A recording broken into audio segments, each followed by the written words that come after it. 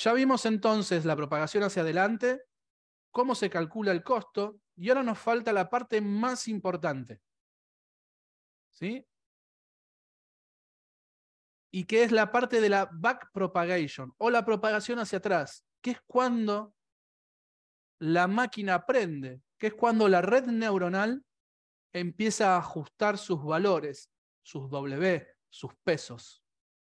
Entonces vamos a ver ahora puntualmente qué hacemos cuando obtenemos ya el cálculo del error total, qué hacemos con ese valor para ir ajustando hacia atrás dentro de la arquitectura. Cuando hablamos del entrenamiento, ¿sí? Ocurren las tres etapas: propagación hacia adelante, cálculo del error y propagación hacia atrás. Entonces, durante el entrenamiento, lo que nosotros vamos a tratar de hacer es entrenar este modelo, valga la redundancia, tratando de optimizar la función de costo. La función de costo respecto a qué? A los pesos que va aprendiendo la red, a los W, a esos parámetros, esas conexiones que tiene la red.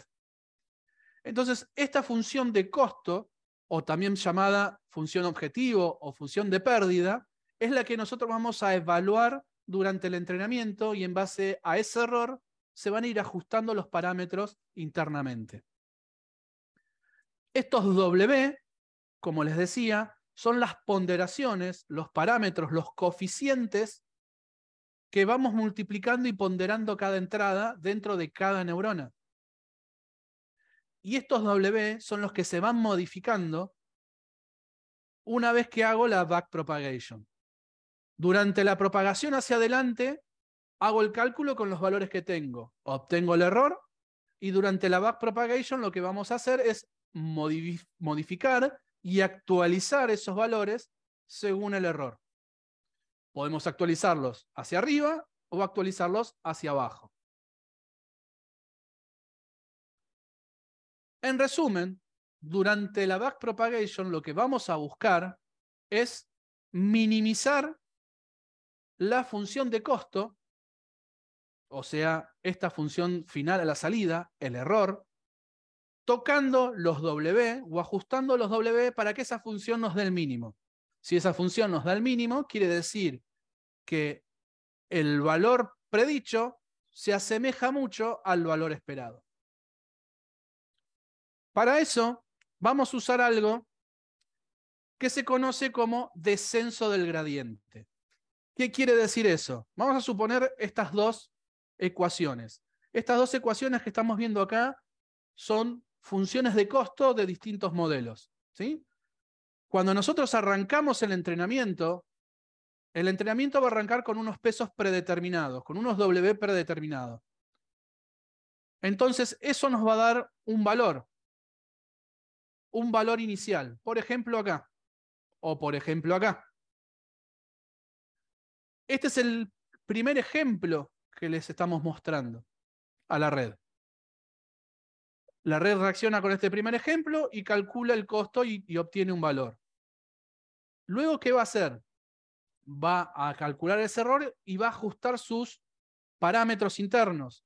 Si ajusta sus parámetros internos buscando minimizar el error, lo que esperamos es que en el próximo ejemplo, ¿sí? Si este fue el peso inicial, en el próximo ejemplo empiece a descender el error, ¿sí? Hasta que lleguemos a un error que sea el mínimo, donde la función de costo obtiene un mínimo. Si nosotros seguimos ajustando, quizás nos pasamos para el otro lado y empezamos a aumentar el error. Entonces vamos a ir ajustando los pesos hasta obtener un mínimo. ¿Cómo vamos a ir obteniendo ese mínimo? ¿Y cómo sabemos si estamos teniendo algo decreciente o algo creciente en base a esa función de costo? Evaluando el gradiente. El gradiente no es más que la pendiente que tiene en algún momento, en algún punto, esta curva. ¿Cómo sabemos que nosotros estamos en un mínimo? Sabemos que estamos en un mínimo porque la pendiente tiende a cero. Si nosotros estamos dentro de la función de costo, vemos que el valor va disminuyendo, el valor de la pendiente va disminuyendo, quiere decir que estamos yendo hacia el mínimo. Cuando lleguemos a cero, o más próximo a cero, estamos en un mínimo, y si esa pendiente empieza a aumentar su valor, quiere decir que estamos volviendo a subir hacia un máximo, con lo cual estamos haciendo mal el trabajo, porque nosotros lo que queremos es llegar a un mínimo. Entonces, el descenso del gradiente se trata de obtener el gradiente, la pendiente de esa curva, ¿sí? E ir evaluándola en cada ejemplo, tratando de ir ajustando los pesos hasta llegar a un valor mínimo. Si llego a ese valor mínimo, quiere decir que esos son los pesos correctos. En este ejemplo anterior, era la explicación de cómo se obtiene y qué implica el gradiente. Para obtener la pendiente, lo que tenemos que hacer es derivar la curva, ¿sí? Derivar el valor de la función de costo, derivarla a la curva. ¿Con respecto a qué? Con respecto a los pesos, a los W. Acá lo estamos viendo en dos dimensiones, pero vamos a ver un ejemplo un poquito más elaborado para poder entenderlo. Acá tenemos la función de costo en base a solamente dos pesos, dos W, W0 y W1.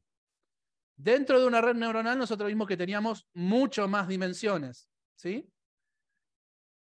Pero a nosotros como humanos se nos hace muy difícil mentalmente entender más de 3 dimensiones. Entonces, en este gráfico vamos a ver eso. Tenemos en este eje la función del costo, el valor del costo. Acá tenemos el valor del W0 y acá tenemos el valor del W1. ¿Qué estamos tratando de hacer? Nosotros vamos a arrancar en esta posición. En esta posición, si vemos, tenemos un valor de la función de costo, ¿sí? Aproximadamente por acá. Si escalo esto en 3D hacia abajo, tenemos un valor de W0. Si escalo esto hacia abajo, tengo un valor de W1. Y estoy parado ahí arriba, ¿sí? En 3 dimensiones, este punto tiene un J, tiene un W0 y tiene un W1. Por eso tengo 3 dimensiones. Imaginemos esto con todos los pesos que tiene una red neuronal. Es muy difícil de imaginar más de 3 dimensiones, pero eso es el cálculo que se hace. ¿Qué se hace? Se va variando estos valores hasta encontrar un mínimo. ¿Y cómo se va variando? Se va variando de la siguiente manera. Si acá tengo un máximo, voy a ir ajustando los valores, a minimizando y agrandando los W0 y los W1, de tal manera que el costo termine llegando a esta instancia. Si el costo yo me fijo en esa instancia, tengo un valor de W0, tengo un valor de W1 y tengo un valor del costo que está mínimo. Ya no estoy acá arriba. Se fue hacia abajo y estos son los valores correctos de W0 y de W1. El descenso del gradiente lo que hace es ir evaluando esta pendiente y asegurarme que estoy siempre bajando, que no voy hacia acá y después voy subiendo. Siempre estoy bajando. Si yo empiezo a subir, quiere decir que esa solución y ese valor del W no es el correcto. Imaginemos esto como una persona que estaba tratando de bajar la ladera de una montaña. ¿Qué me va más trabajo a mí? ¿Qué me va a costar más? ¿Bajar o subir? Voy a tener que hacer más esfuerzo para subir que para bajar. Entonces, mientras yo vea que voy bajando, que no tengo resistencia al movimiento, quiere decir que estoy bajando. Cuando yo empiezo a sentir que las piernas tengo que hacer cada vez más fuerza, quiere decir que estoy subiendo la montaña. Y yo no quiero subir, quiero descender, quiero ir al lugar más bajo. Y acá a veces surge la pregunta, pero ¿cómo te asegurás de que ese mínimo sea un mínimo global y no un mínimo local? Bueno, esto pasa porque en realidad no tenemos solamente 2W. Vimos que tenemos una matriz de valores y todos los valores están siendo evaluados a la vez, con lo cual es mucho más fácil converger hacia un mínimo global que hacia un mínimo local. Si bien puede haber Ws que tiendan a ir hacia un lado, cuando se comparen con el resto, va a surgir la diferencia de que ese no era un mínimo local o global, sino que yo quiero ir hacia ese mínimo global. ¿Sí? ¿Sí? Vimos ya qué es el descenso del gradiente, pero tenemos que hablar ahora de una forma de optimizar un poco ese aprendizaje, de cómo podemos regular esa disminución del gradiente y esa disminución de los pesos o el aumento de los pesos hasta llegar al mínimo de la función de costo, que es la función objetivo, que es lo que nosotros queremos llegar. Durante el descenso del gradiente, ¿sí?, estamos usando este método ejemplo a ejemplo y por cada actualización que vamos haciendo de los pesos, por cada backpropagation, estamos tocando los pesos. Eso es donde reside el aprendizaje. Y esto lo vamos a ir haciendo de manera iterativa a medida que vayamos haciendo estos ciclos de entrenamiento con los ejemplos. Dicho de otras palabras, lo que estamos haciendo es los pesos nuevos, viejos que teníamos, ¿sí?, le estamos restando un diferencial. Ese diferencial puede ser positivo o negativo, no lo sabemos, ¿sí?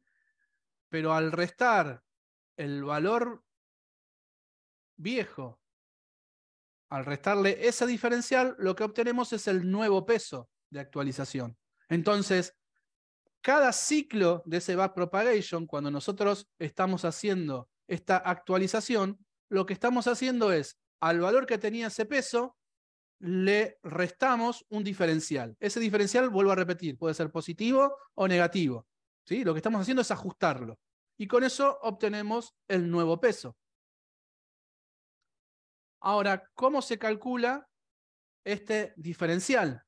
Porque nosotros lo que vamos a tratar de hacer, imaginemos esto como si fuese un plato, ¿sí?, en 3 dimensiones, y este es el caso que les acabo de mostrar anteriormente. Tenemos un peso inicial y lo que estamos tratando de hacer es que en un segundo instante su valor cambie, en un tercer instante su valor cambie, hasta que logremos llegar a la parte mínima, ¿sí?, de esta curva. ¿Cómo calculamos el diferencial? El diferencial se calcula, ¿sí?, con el gradiente. ¿Qué es el gradiente? Es puntualmente esta parte que está acá, ¿sí? Es la derivada parcial, el diferencial del costo, sobre, ¿sí?, la derivada del peso viejo. Por eso es muy importante que cuando estemos usando funciones, sean funciones que sean derivables. ¿Por qué? Porque queremos calcular esto. Queremos calcular el diferencial de W y queremos calcular también la derivada del costo, de la función de costo. Por eso elegimos qué funciones usar y por eso tienen que ser computacionalmente fáciles y poco costosas de calcular.